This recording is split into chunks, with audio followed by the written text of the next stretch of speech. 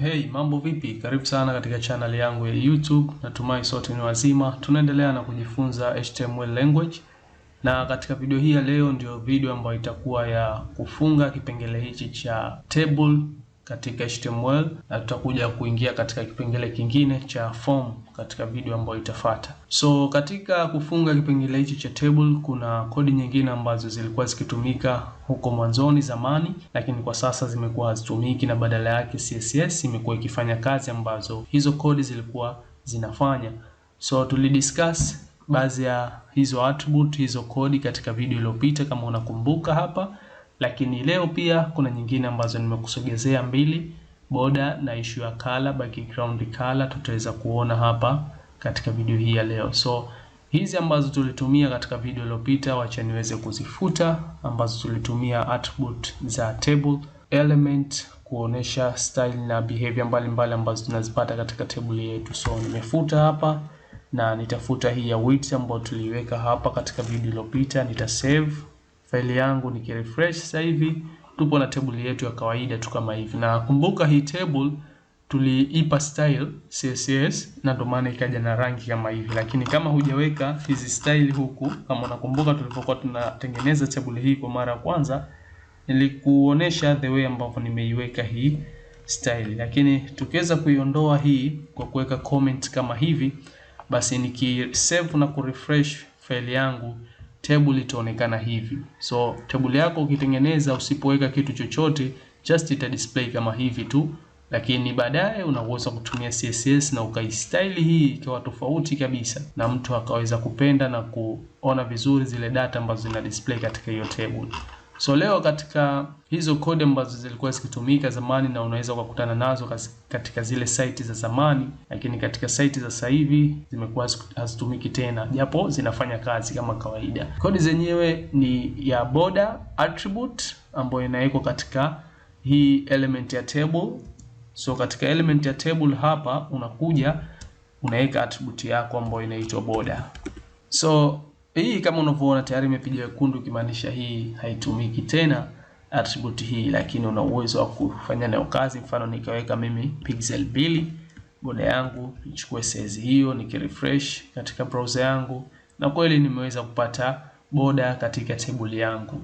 Hii ni attribute the way ambavyo inatumika. Nikiondoa hapa, nikisave, nikirefresh, hakuna effect yoyote, maana yake hii ndio ambayo imekuja kuweka border katika table yetu. So hii ni miongoni mwa kodi ambazo zilikuwa zikifanya kazi hapo mwanzoni kabla CSS kuja kuondoa matumizi ya hii attribute na kuweza kufanya wenyewe CSS kitu hichi ambacho unakiona hapa. Vile vile kuna attribute nyingine ambayo ni ya background color, ambayo BG color inaandikwa kama hivi, then sawa na unaweka rangi yako humu ndani, mfano red. So nikisave control S kuweza kusave, nikirefresh hapa, na kama unavyoona table yetu imechukua rangi nyekundu kama hivi. So nayo hii kama unavyoona imepiga rangi nyekundu, kimaanisha pia hii ni attribute ambayo ilikuwa ikitumika, lakini kwa sasa hivi katika HTML5 haitumiki tena na haishauriwi kuweza kuitumia unapotengeneza site. Instead tumia CSS kuweza kuweka style kama hizi ambazo zinakupa. So una uwezo wa kuja katika column fulani, pengine specific column, mfano katika column hii ya expenditure huku mwisho ukaja ukaandika BG color sawa na ukaweka hapa mfano gray. Kisave control S, nikirefresh, na tayari umeona hii column ya expenditure ama hii cell expenditure basi imeweza kuchukua rangi ya gray, na hizi zilobaki zikachukua ile color ya red ambayo tumeiweka huku juu. So una uwezo wa kuweka hapa ukaweka pengine blue. Okay, control S, save, refresh, imekuja rangi ya blue. So unaweza kuweka humu kwa kutumia hexadecimal, ukaweka mfano rangi #EF, ka save, control S, ka refresh, ukapata rangi fulani ya gray hivi kama unavyoona. Hii ni tofauti na hii nyeupe, hii ina rangi fulani ya gray na imeonekana katika table yetu hapa. Pia una uwezo wa kuja mfano katika column hii ya date ambayo ni hii katika attribute ukaweka hapa pengine background color, itakuwa ni sawasawa na ukatumia hexadecimal kuweka hiyo color ambayo ni hii. Control S ukasave, ukirefresh hapa tayari umepata gray fulani ambayo imekoza kidogo.